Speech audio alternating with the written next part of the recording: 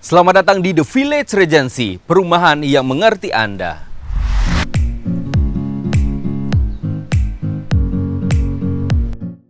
Halo, balik lagi di Tamu The Village bersama saya Vino Yata. Dan di episode kali ini kita kedatangan bintang tamu luar biasa. Kalau kemarin-kemarin kan banyak selebgram, kemudian juga sempat ada Budi Tama juga kita ngobrol di ruang makan ya. Nah, kali ini beliau adalah salah satu orang yang menjadi influence saya juga. Apa ya, boleh dibilang idola juga, jadi sedikit agak grogi gitu nih. Nah, karena di sini sudah ada Dr. Rizaldi Putra. Thank you loh, terima kasih banyak loh, dokter sudah saya justru hadir. Seneng banget nih diundang sama Vino hari ini, luar biasa banget bisa berada di rumah yang sangat luar biasa ini, keren banget. Jadi ini emang Tempatnya. kebetulan ini rumah yang baru aku beli dan baru pindah juga ke sini gitu. Makanya ya. saking penasarannya saya hampir deh ke tempat Vino. Tapi sebelumnya, jadi tradisinya gini Bang, ya kalau misalkan datang ke sini, bertamu ke sini, ya itu aku selalu kasih yang namanya satu pin ini nih. Ini ada tulisannya Tamu The Village. Aku mohon izin, Abang berkenan bisa dipakai pinnya di sini, terserah lah mau di mana, pokoknya dipakai aja. Pakai ya? Ya. Berarti boleh lepas masker dong? Yes, Iya. boleh. Karena Silakan. udah Tetap jaraknya social distancing udah ya. 2 meter ya, jarak kita ya udah lumayan ya. Udah jauh. Berapa meter? Ini karena white camera 250 sebenarnya ini meter. ada sekitar 5 km nih. Bohong banget ya. Iya. Oke. Izin saya pasang dulu ya. Wow. Saya pas dulu maskernya. Silakan. Memang semua bintang tamu semuanya wajib pakai ini gitu. Jadi emang tiap hari yang undang bintang tamu ini? Sesempatnya aja karena emang yang Sesempatnya. tamu-tamu yang datang ke sini emang luar biasa juga gitu, Bang. Salah satunya seperti Bang Rizaldi ya kan. Ini Cari kayaknya- waktunya susah banget loh buat datang ke sini loh. Kayaknya level kekeciannya itu langsung meningkat nih pakai. Oh, langsung Iya, loh, apalagi langsung. warnanya riau banget gitu nggak sih? Riau banget. Oh. Melayu banget ya. Melayu banget. Matching lagi sama bantal. Yes. Ya enggak? Emang sengaja ya kayaknya dari Oke, Bang. ini sengaja apa enggak sih sebenarnya? Kayaknya Kenapa? matching banget ini bantalnya sama ininya pinnya matching banget. Karena yang datang ke sini orang spesial, jadi aku emang mempersiapkan semua tim yang ada di sini mempersiapkan secara spesial. Begitu juga dengan venue-nya kita nih, tempat syuting kita. Ini kan areanya di belakang rumah, Iya. ya kan? Ini sih sebenarnya ini bisa by request ya. Jadi sebenarnya area space di belakang ini bisa dibangun juga. Gitu ya. Jadi di sini ditambahin kamar lagi atau dapur atau apalah, ini kan masih lumayan Berarti bisa request lega. ya? Yes, bisa request. Dan aku sengaja bikinnya ini tetap seperti ini biar bisa santai-santai juga di area belakang. Bisa santai bareng keluarga, misalnya Iya. keluarga datang bisa barbekyuan. Nah. malam minggu, aduh enak banget ini. Gitu. Ya, gimana Bang? Kayaknya itu kode keras itu biar Vino nanti ngundang saya barbekyuan di belakang sini malam minggu kan. Bisa loh. Tapi datang ke sini gampang kan ya? Maksudnya nggak susah nyari alamat gitu? Nggak banget. Karena tadi jalannya kan juga jalan besar ya, aksesnya itu memang cukup mudah. Dan memang, tapi sih tadi saya mikirnya itu kirain nih rumah Vino itu di belakang. Jadi saya sempat ke belakang, ternyata udah penuh juga ya, udah banyak ya. Udah lumayan, lumayan. Dan udah di paving block juga di belakang ternyata ya. Nah itu dia. Jadi kan Pekanbaru kalau musim hujan, ya sekarang kan masih ada suka banjir-banjir di mana-mana jalanan gitu ya. Jadi dengan paving block ini jadi semuanya lebih rapi, lebih kalau misalkan hujan juga nggak ngaruh gitu-gitu. Berarti boleh nih nanti kita rekom ke keluarga ya. Kebetulan nih adik saya ini juga lagi nyari-nyari rumah. Oh ya? Yes, mungkin based on request kalau yang berkeluarga mungkin juga bisa request rumahnya itu mungkin 2 dijadiin 1 juga bisa ya Vin ya? Bisa banget loh. Dan kayaknya masih ada di belakang, masih ada beberapa yang kosong lagi. Sama kayaknya yang di belakang ini lagi ada yang renov juga. Mungkin area belakang ini ya kayak yang gini nih, ini direnov bisa jadi kamar, bisa jadi apa. Berarti gitu. customize lah ya. Yes, intinya. makanya kalau misalnya ada terdengar agak sedikit pertukangan ini harap maklum aja gitu, Bang. Berarti ini adalah sebuah pembuktian bahwa di sini pembangunannya berjalan terus ya. Betul banyak sekali. yang request ya ternyata ya. Betul sekali. Dan ditunggu. Kalau bisa kita tetanggaan gitu Bang, biar Yes. saya kalau misalkan hidup tidak ada motivasi, ada Iya. seorang Dr. Rizal yang memotivasi saya sang gitu. motivator menjadi tetangga ya. Iya kan? Karena aku bangga banget loh Dr. Rizaldi Putra ya bisa hadir di rumah ini, ya kan? Motivator terbaik Indonesia. Ya nggak sih? Yeah. Nah, kita mau sharing-sharing sedikit nih Bang. Yes. Kita mau sharing-sharing kan tema yang kita angkat juga From Zero to From Hero. zero to hero. Iya. Mau tahu nggak kenapa itu Nah. ada kata-kata from zero to hero? Nah, Semua orang memang terlahir from zero. Semua orang Oke. terlahir from zero. Tapi tidak semua orang yang mampu mengakhiri hidup ini sebagai seorang hero. Itu intinya. Jadi from zero to hero itu memang semua orang itu memang terlahir from zero. Kita memang benar-benar nggak bisa apa-apa tuh. Kita nggak bisa baca, kita nggak ngerti apa-apa. Tapi intinya bagaimana caranya kita mengakhiri hidup ini sebagai history maker. Oke. Sebagai hero gitu loh. Hero itu dalam artian kebermanfaatan bagi orang banyak.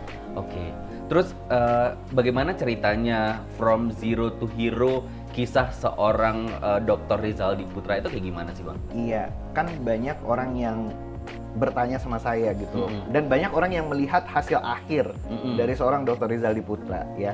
Misal orang melihat Dr. Rizaldi Putra sebagai direksi untuk 3 area negara di salah satu perusahaan internasional di Malaysia. Orang banyak yang melihat Dr. Rizaldi Putra dari sisi yang wow-nya, dari sisi yang megahnya gitu ya. Dan sebagai konsultan gitu ya, dan dipercaya oleh saat ini oleh 3 kementerian, oleh beberapa perusahaan BUMN. Orang melihatnya itu memang story suksesnya itu end result-nya. Iya. Tetapi mereka mungkin banyak juga yang nggak tahu sisi-sisi dari awalnya itu seperti apa gitu. Struggle-nya seperti apa Yes, gitu banget. ya. Ternyata semua dari kita itu memang ada sisi-sisi struggle-nya. Karena orang lihat kan apalagi di media sosial, di pekerjaan kita kan suka update-update gitu ya. Taunya setelah jadi hero. Yes. Iya kan? Jadi nggak tahu nih gimana beratnya. Emang seberat apa sih Bang? Iya, Atau tapi gimana? kalau berbicara masalah hero, kadang-kadang saya suka ngecek nggak ada nih sayapnya. Oh, Superman kali ya. Ya. Jadi gimana Bang? Iya, jadi kan awalnya karir saya asli putra daerah, asli orang Pekanbaru. Saya itu memang mengawali karir itu memang dari kecil itu memang hobi cari uang. Wah, emang dari kecil itu emang hobi cari uang. Jadi kelas 2 SD itu udah mulai tuh. Saya kelas 2 SD itu pertama kali belajar berbicara di depan orang banyak. Dan juga suka tantangan nih. Oke. Sebagai anak kecil memang suka menimba ilmu, suka melihat peluang dan memanfaatkan peluang. Jadi saya sering juga memberikan kelas public speaking.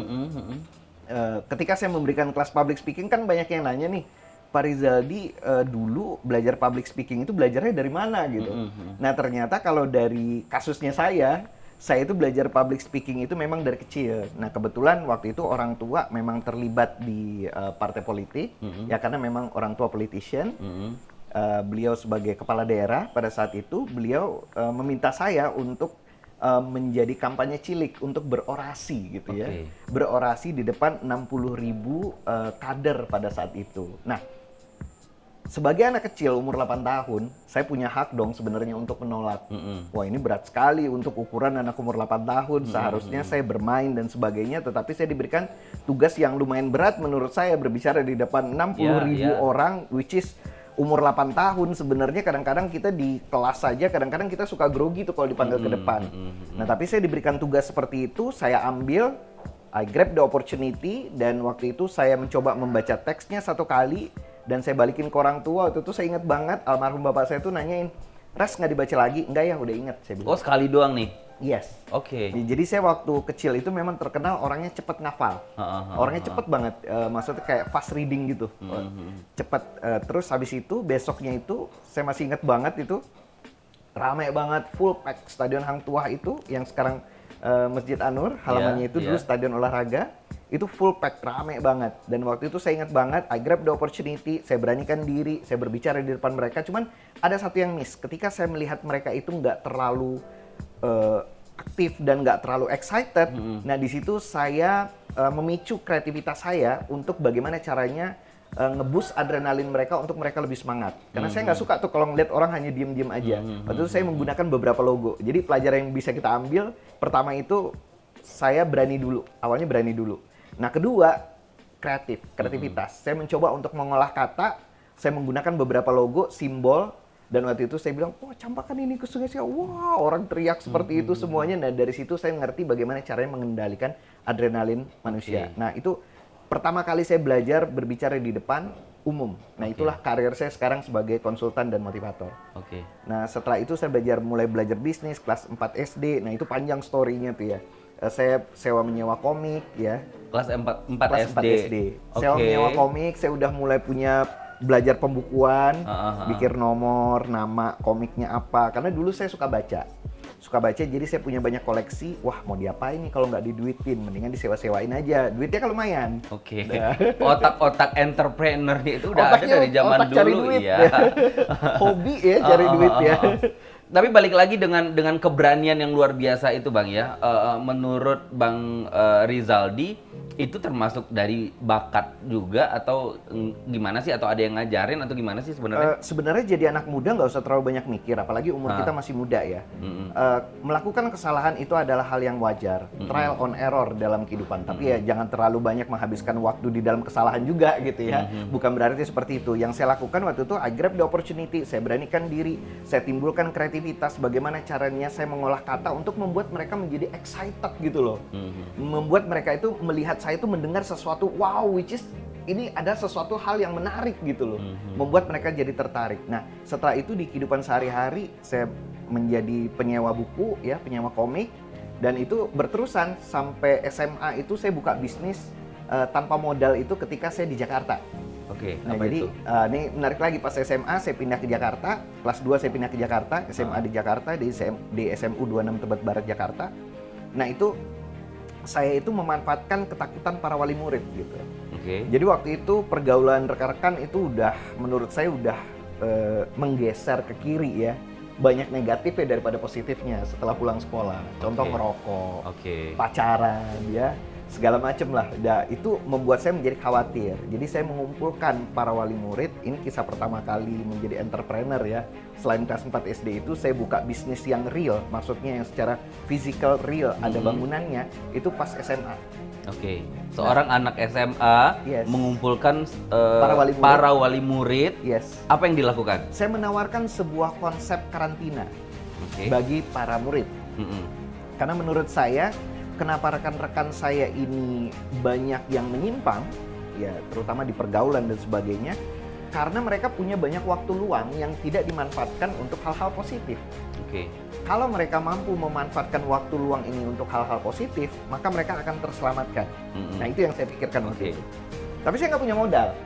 Ya, sebagai anak muda waktu itu SMA saya bingung. Saya punya konsep. Jadi sebenarnya banyak sekali nih para anak-anak muda sering bertanya sama saya, Pak Rizaldi, saya itu pengen punya bisnis, tapi saya nggak punya modal. Jangan salah, kejujuran itu modal. Kepercayaan dari orang itu modal. Keberanian itu modal. Kreativitas modal banget. Terus kemampuan kita mempresentasikan konsep itu modal. Kenapa investor banyak tertarik di sebuah perusahaan? Karena mereka mampu memaparkan dengan gamblangnya sebuah konsep. Ya nggak ada salahnya mereka ketika pengen invest. Tapi ketika kita presentasi, dan presentasi kita itu tidak ada keyakinan di dalamnya, dan konsepnya tidak jelas, saya yakin tidak ada yang mau invest. Tapi kalau kita mampu memaparkannya dengan jelas, dan mampu menyusun alurnya dari awal sampai akhir, sehingga akhirnya kita menggiring mereka untuk berinvestasi di bisnisnya kita, menurut saya nggak ada yang mustahil. Waktu itu saya mengumpulkan para wali murid. Saya cerita, Om Tante begini keadaannya, saya bilang. Ini rekan-rekan kalau kayak begini terus, ini kita nggak bakalan jadi orang sukses nih. Which is bisa-bisa kita malah akhirnya bermasalah di sekolah, bermasalah di luar dan sebagainya. Nah, para wali murid waktu itu mereka ini ekonomi mereka nggak ada masalah. Mereka karirnya bagus, ada yang di pemerintahan, ada yang di swasta dan sebagainya. Which is menurut mereka nggak ada masalah banget untuk invest. Dan mereka melihat bisnis yang saya mau dirikan itu adalah sebuah bisnis kecil bagi mereka, gitu loh. Karena sebagian dari mereka ini ada juga yang punya bisnis catering dan sebagainya. Mereka udah punya tukang masak yang jago-jago. Nah, jadi saya manfaatkan. Jadi ada sebagian itu bukan ngasih uang tapi ngasih tempat. Ada sebagian yang ngasih pekerja. Ada yang sebagian ya untuk transportasi dan sebagainya. Kita disupport habis. Alhamdulillah dalam waktu 1 tahun kita bisa balikin modalnya mereka kembali. Dan anak-anaknya mereka tetap kita gaji. Dan alhamdulillah pada saat itu ya memang pergaulan juga bagus. Nah, ini bagi anak muda harus gaul. Yes. Harus gaul. Suka nggak suka harus gaul. Networking itu penting. Ya. Hari ini kita nggak perlu orang. Next year, next 2 years, we don't know. Kita nggak ada yang tahu. Mungkin kita akan memerlukan mereka suatu hari. Pergaulan sangat penting. Waktu itu alhamdulillahnya networking kita, pergaulan di rekan-rekan SMA di Jakarta Selatan, Jakarta Pusat, itu banyak teman-teman kita. Nah itu kita invite, kita undang mereka untuk nongkrong di kafenya kita. Alhasil memang rame banget, luar biasa. Posisi kafenya itu masih di sekitaran sekolah? Jakarta Pusat. Jadi waktu itu sekolah kita itu SMU 26 Tebet Barat itu Jakarta Selatan. Oke. Nah waktu itu nggak terlalu jauh sih ke Jakarta Pusat. Di kawasan Monas itu ada kafe Rembang Cafe. Masih SMA loh, luar biasa loh. Yes. Iya. Ayo anak SMA. Dari sekolah Beli harus rumah, udah banyak-banyak bisa. beli rumah. Ya, terus kan sempat ke ini ya Bang ya, maksudnya yang cerita sampai ke Singapura, Malaysia gitu-gitu. Itu yang kuliah dong berarti? Kuliah. Jadi setelah itu, waktu itu kan Indonesia ya kita dalam keadaan transisi pemerintahan ya. Transisi pemerintahan waktu itu pergantian presiden dari Bapak Presiden Soeharto ke Bapak B.J. Habibie. Nah itu peralihannya cukup luar biasa sekali dan itu memakan banyak korban. Dan keadaan waktu itu sangat tidak kondusif bagi pelajar. Saya merasakannya pada saat itu. Dan setelah itu ya pas keadaan sudah agak mereda, saya memutuskan untuk merantau nih, pengen menggali ilmu di tempat lain. Gitu. Oke. Pengen menggali ilmu, ya namanya anak cowok ya pengen merantau ya. Jadi nggak cukup dari Pekanbaru merantau ke Jakarta, pengen merantau ke luar negeri. Oke. Nah jadi saya pilih tempatnya nggak terlalu jauh waktu itu di Singapura. Baik. Nah waktu itu di Singapura kita urusan surat menyurat agak rumit. Which is saya hanya di sana hanya 1,5 tahun dan akhirnya itu pun bolak-balik ke KL Singapura dan akhirnya saya memutuskan untuk pindah ke Kuala Lumpur. Oke. Terus di Kuala Lumpur kuliah atau kerja atau bisnis atau apa awalnya? Ini kisahnya menarik. Jadi Kuala Lumpur itu saya bawa tabungan itu untuk 3 bulan. Oke. Jadi saya udah hitung-hitung tuh. Pokoknya saya hitung-hitung tempat tinggal, gue harus makannya itu segini per hari. Pokoknya saya hitung-hitung. Pokoknya saya waktu itu punya uang tuh cukupnya 3 bulan. Oke, fix 3 bulan, nggak ada kerjaan nggak apa-apa. Tapi setelah itu, mau nggak mau, suka nggak suka, saya harus punya source of money, sumber uang yang untuk bertahan hidup. Mau nggak mau, suka nggak suka. Nah waktu itu, yang menariknya pekerjaan, nggak ada pekerjaan apa-apa. Waktu itu saya coba cari kerja, ya cukup sulit. Dan akhirnya saya ketemu sebuah pekerjaan yang sangat menarik menurut saya. Saya menjadi tukang sapu hotelnya orang Arab di Bukit Bintang. Serius? Serius. Dan menarik nih. Menarik banget karena begini, tantangannya itu sebenarnya bukan karena pekerjaannya, tapi karena dia outdoor dan orang immigration sering lalu lalang, itu bikin jantung deg-degan. Ini boleh ditiru, boleh enggak. Saya jujur waktu itu sebenarnya nggak boleh seorang student itu bekerja, tapi ya mau gimana lagi, untuk bertahan hidup saya harus cari pekerjaan. Nah, gimana ceritanya, maksudnya kok kepikiran gitu loh kerjanya. Dan banyak juga waktu itu kan orang mikirnya, gila lu ya anak pejabat tapi maunya kerja seperti itu. Tapi gini loh, pejabat itu kan orang tua kita. Kita itu kan ya anaknya, ya nggak ada urusan sama kita. Kita sebagai anak punya tanggung jawab untuk menjalani hidup kita kan. Kita yang harus ngebuild hidup kita benar-benar dari bawah sehingga fondasinya kuat. Suatu hari ketika kita mendapatkan rezeki dan amanah yang lebih besar, karakter kita sudah keasah gitu loh menurut saya. Makanya saya benar-benar waktu itu mulai dari bawah, dari tukang sapu hotel orang Arab. Cuman nggak terlalu lama sih waktu itu, saya mendapatkan pekerjaan baru di Lemongrass. Kalau tahu Lemongrass, waktu itu di Sungewang. Sekarang saya yakin udah pindah ke Sunway. Lemongrass, saya kerja di sana. Nah pas di Lemongrass itu ya cukup enak karena kampung tengah aman ya. Karena kan kerja di tempat makan. Banyak makanannya ya. Yes, SOP-nya itu kan di atas jam 10 makanan itu kan yang belum disajikan itu kan bakalan dibuang karena besoknya udah nggak layak saji. Tapi itu makanan dari malam sampai pagi masih bisa dimakan gitu. Jadi waktu itu makanan itu tuh yang saya pack-packin di dalam Tupperware, itu saya bikin cakep-cakep ya, pulangnya itu kan lumayan dari pagi dan dari malam paginya itu masih layak makan sebenarnya, masih bisa dimakan. Masih surga banget lah ya. Iya masih dapat surga banget. Makanan-makanan Sambil enak gitu ya, nonton Bang. TV pada saat itu tuh TV itu keren banget.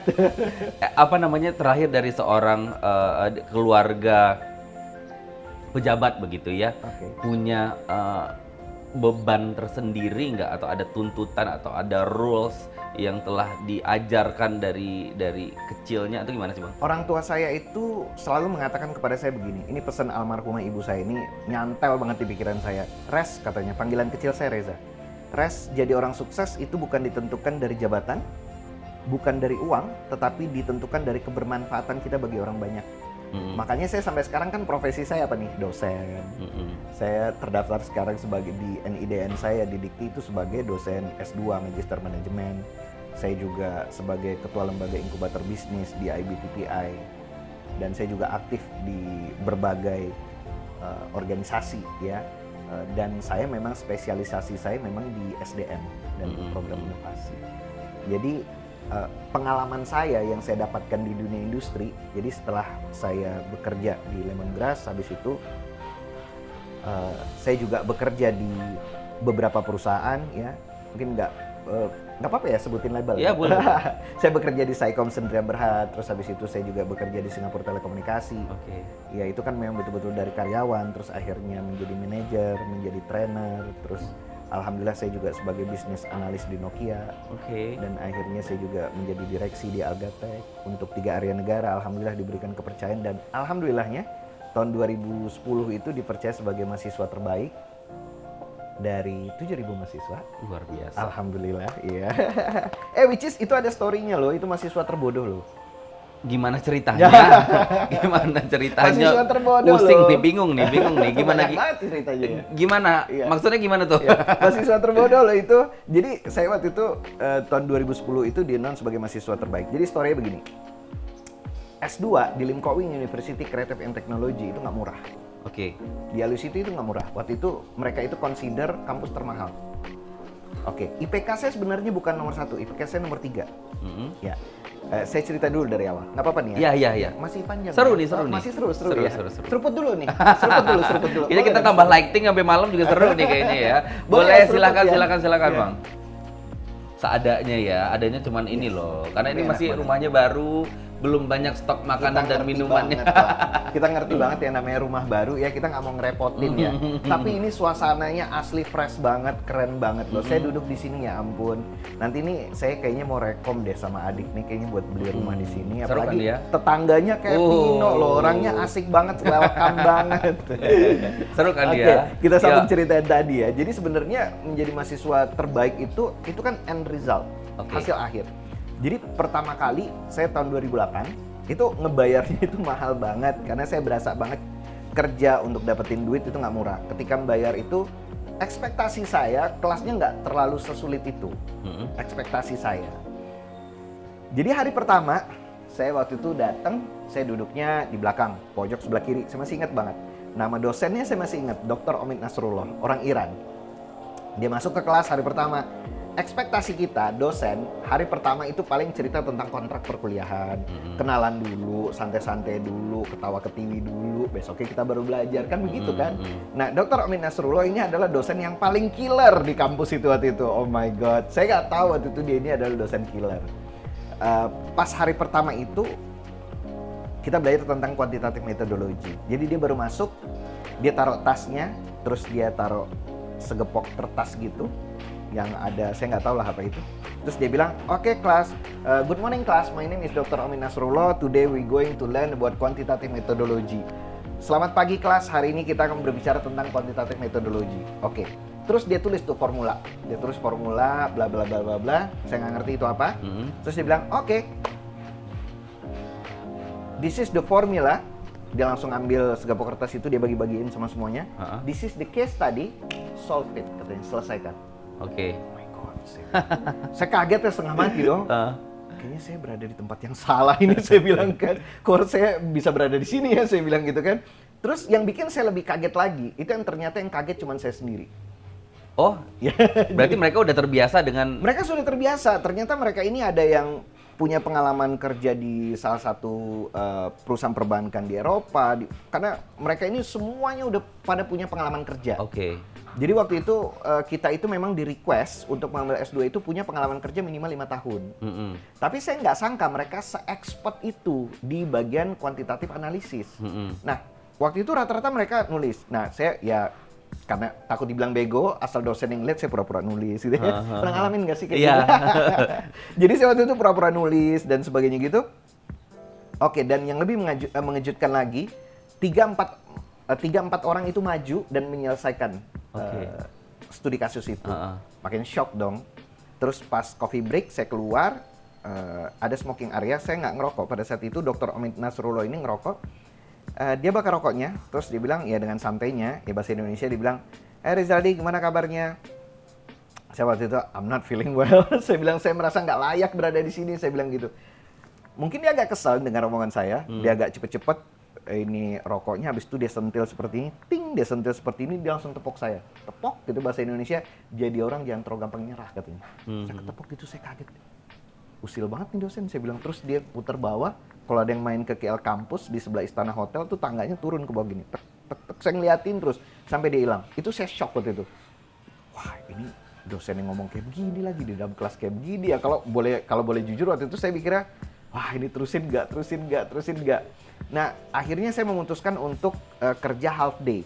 Jadi half day saya after lunch saya permisi karena mereka tahu saya ngambil S2. Saya pergi ke kampus yang ada di Cyberjaya. Ternyata Dr. Omid itu ngajar S1 juga. Nah, waktu itu jam 12 saya ketemu sama dia. Dia kaget setengah mati. Loh, Rizaldi ngapain kamu ada di sini? Kan dokter nyuruh... enggak. Pertama itu saya bilang, Rizaldi kamu ngapain ada di sini? Dok, saya nggak ngerti. Yang mana kamu nggak ngerti? Semuanya, saya bilang. Dia kaget setengah mati. Mungkin dalam hatinya ini mahasiswa yang paling bego dia pernah jumpain kali ya.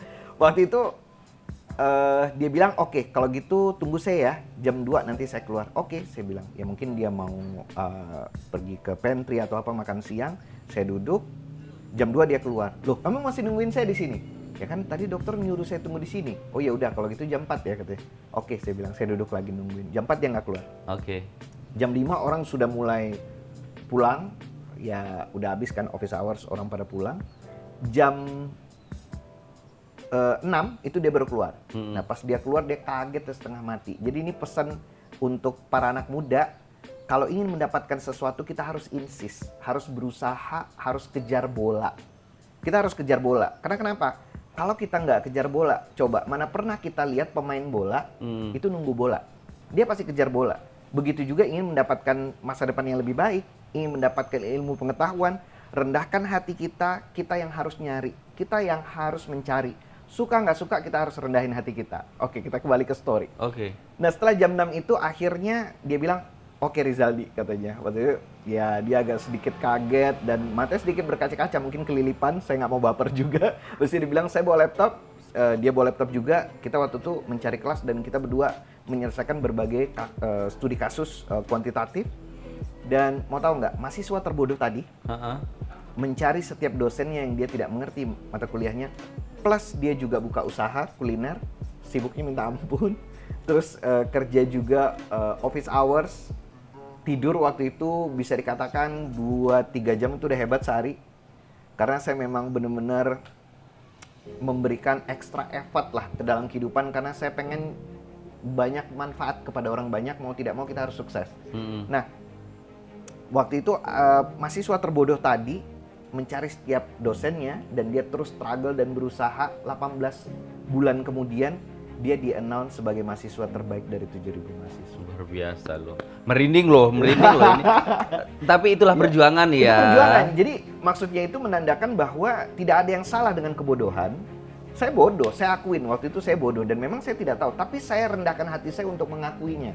Kalau kita mau mengakui kebodohan kita, kalau kita mau jujur gitu loh terhadap kelemahan yang kita miliki, ya Tuhan itu kan nggak tidur, kita berusaha terus, pasti ada jalan.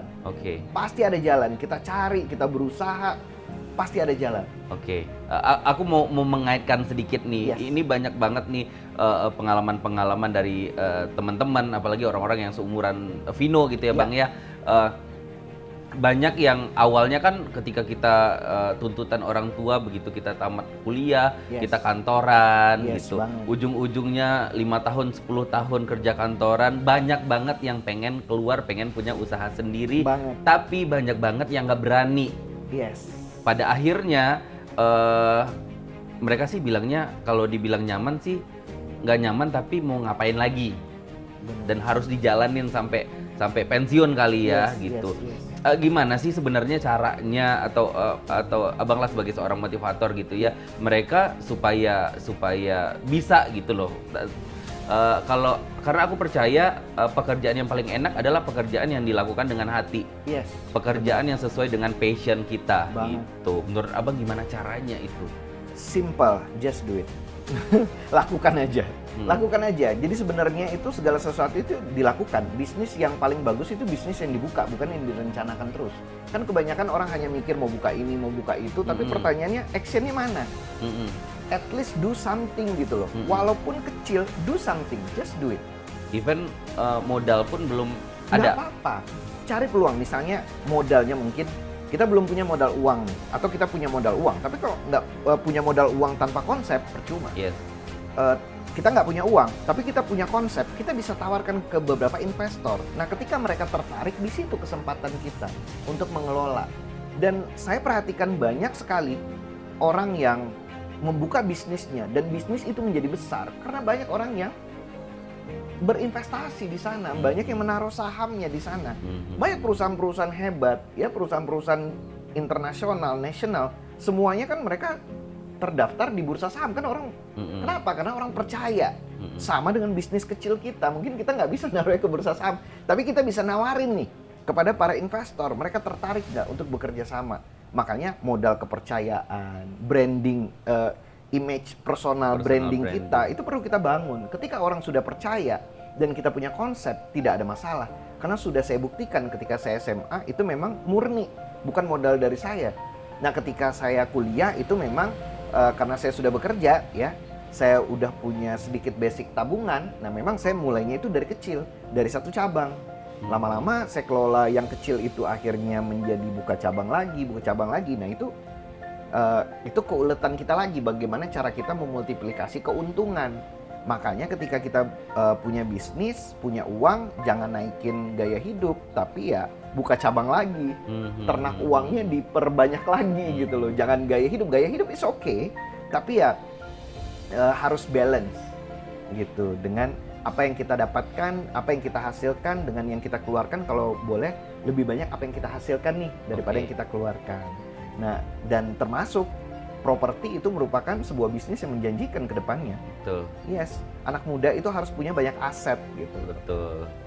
Terus lagi ya, kalau misalkan kita lihat ya, maksudnya ada ruko-ruko usaha gitu-gitu ya, banyak yang buka baru setiap tahunnya dan banyak juga yang tutup. Iya, benar.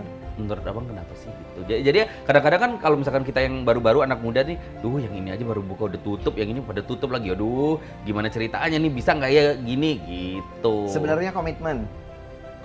Ketika kita sudah memulai sesuatu, pastikan kita menyelesaikannya dengan baik. Itu tanggung jawab. Saya pernah melihat sebuah pelari namanya Derek Edmond di Barcelona. Dia lari waktu itu 400 meter. Beberapa ratus meter menjelang garis finish, dia terjatuh karena kram kakinya di sini. Tapi apa yang dilakukannya? Dia tetap bangkit, tergopoh-gopoh sampai ke garis finish. Filosofi kehidupannya adalah hidup itu adalah perlombaan. Ini perlombaan. Kita ini sedang berada di perlombaan. Apakah kita akan menyelesaikan perlombaan ini dengan baik? Atau malah kita menyerah di pertengahan jalan dan berkata kepada diri kita, I give up. Atau kita akan meneruskannya, memberikan yang terbaik, memberikan rasa tanggung jawab yang terbaik terhadap kehidupan, dan kita akhirnya mampu menyelesaikan kehidupan ini dengan baik. Dan kita mampu menyelesaikannya sebagai seorang hero. Selesaikan ya? Yes, selesaikan. Oke, gimana tim waktunya? Oke, bentar lagi udah mau maghrib Bang. Ya. By the way, terima kasih banyak. Yes, ya, terima banget. kasih banyak ilmunya luar biasa loh. Daging semua kalau katanya Daging mah semua ya. Daging semua ya. Tapi ada tulangnya juga kok saya. Bang, ini terakhir Yes. closing statement. Ya. Mimpi hanyalah wacana belaka tanpa tindakan yang nyata. Jadi di dalam kehidupan itu bukan hanya dilihat mimpinya, tetapi dilihat implementasinya, actionnya. Apakah kita mampu mengimplementasikan setiap mimpi sehingga mimpi itu menjadi nyata dalam kehidupan. So do your best and be the best. Wih, luar biasa. Bang sering-sering main sini dong. Siap. Ya, biar bisa dapat ilmu lagi gitu. Siap. Oke, terima kasih banyak Ya, ya, sama-sama. Bang. Nanti kita Sukses ketemu selalu. lagi. Oke. Baik, demikian bincang-bincang kita yang luar biasa hari ini ya. Nggak berasa ya waktunya udah berapa menit ini? Kayaknya udah lebih deh ya, tapi nggak berasa ya. Oke, thank you for watching. Jangan lupa di-subscribe, like, comment, dan juga di-share di sosial medianya kamu. Jangan lupa tombol loncengnya juga jangan lupa supaya kamu selalu mendapatkan update setiap video yang kami upload seperti itu ya. Oke, thank you for watching. Tamu The Village, perumahan yang mengerti Anda. Bye.